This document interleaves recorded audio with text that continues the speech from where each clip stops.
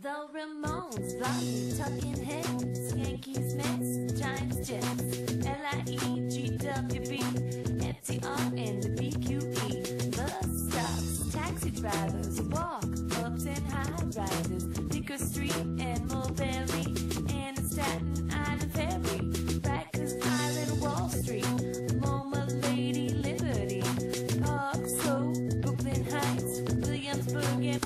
Hey, welcome to the Vinny Vella Show. How you doing? Thank you so much. Okay, now, I want to get into this guy named Rich Rossi. Now, Rich Rossi is the director of this film that I'm doing called Saving Little Italy. So, you know, I don't want to get into it any further. I'll introduce him, and then he'll answer all the questions. Give him a nice hand, Rich Rossi. There you go. Thank you so much.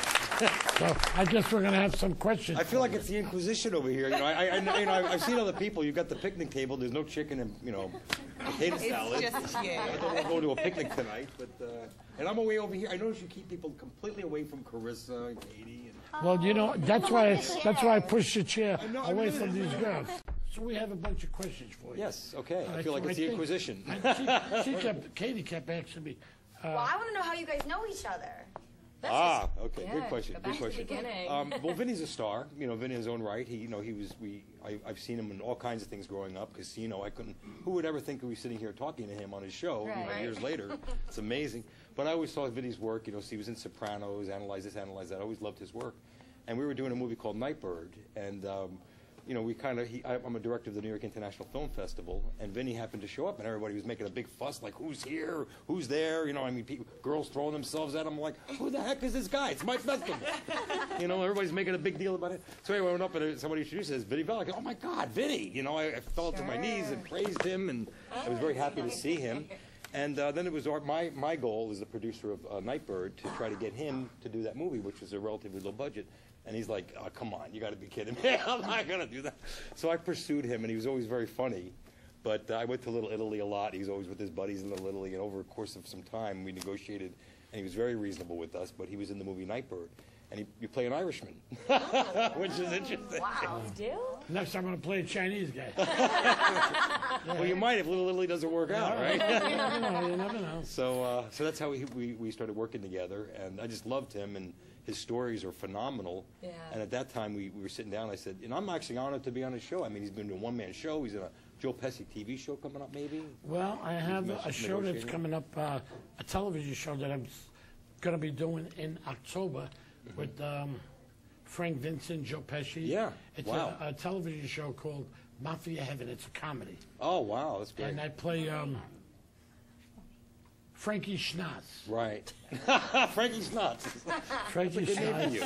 It's a good name. I don't know where they come up with these names.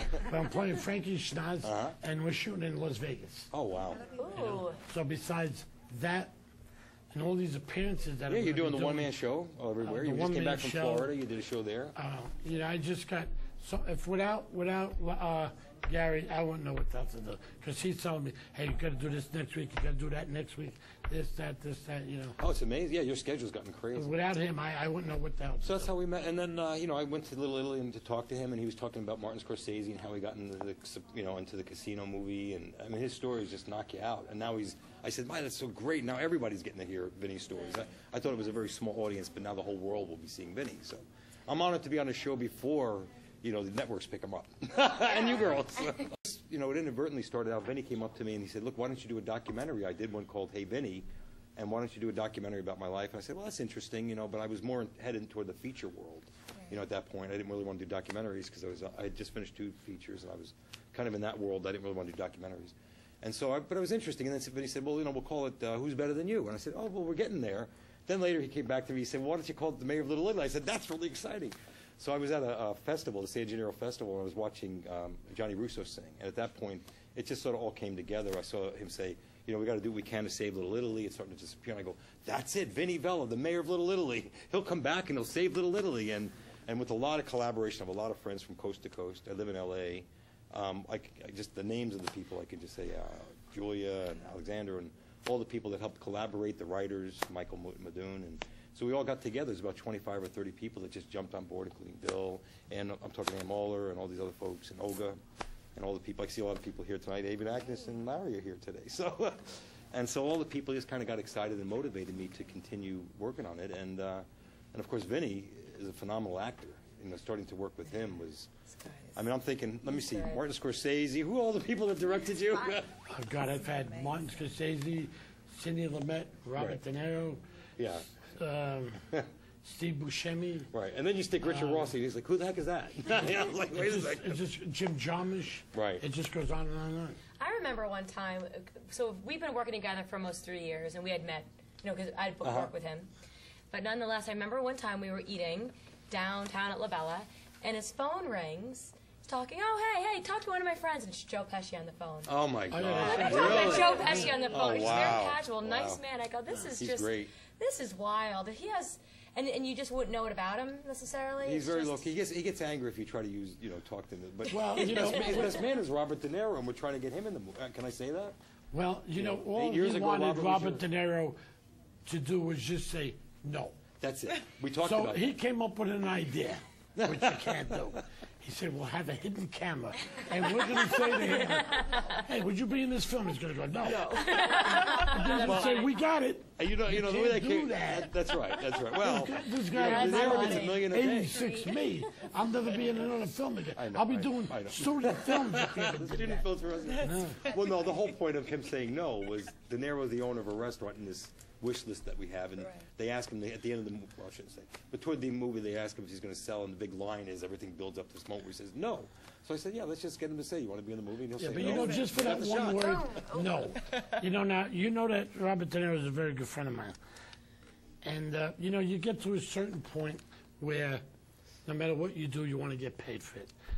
Now, he would never give you a lowball figure, because if he did, then everybody else Right, would be right, calling. right. So he has to keep it a little high. So for him to say no, you're going to pay at least. I don't know. I mean, Can we I'm pay him not by the gonna- word? A lot. I was going for the one word. I figured maybe one word would Maybe. be He's saying no. Even for the word, no. Buy You're it. going to pay at least, I don't know, I'm just saying, I could be wrong. Maybe a low ball of about Maybe 300,000. it's like that TV show, buy a word, buy a letter, you know? Yeah. Yeah, well, there you go. And that was really my first chance of working with Vinny, and he is phenomenal. In fact, the script was being written when we shot these scenes, so I just kind of put them together, and I said, Vinny, you know, and at some point I actually expected that from him. I said, Vinny, here's the setup. You know, you got these people here. You got to try to, and he's just he wrote that himself. Basically. You know, I'm that doing a was film him tomorrow. doing that. And with me, Artie Pasquale, Yeah. and Tony Ray Rossi. And I said, where's the sides? Oh, don't worry about it. Don't worry about it. How do you do it? Don't worry about it. Don't worry. I said, who the hell am I working with? So the guy calls me up tonight. I said, listen, you know, I don't mind, you know, doing things at the last minute, but do I have sides? He says, oh, no. From what I understand, you're the best at ad-libbing, so Oh, my I want God. you to ad-lib tonight. I said, okay, fine. You know, I'm getting paid big money to do nothing. Well, He's amazing. I just told you, I'm on so many sets. I've done about 50 some odd movies. Wow. And I see people always tense. The thing is, when you get to a job, you should have your lines and everything done. Not go in the corner when you get there and start meditating. That means you didn't do your homework.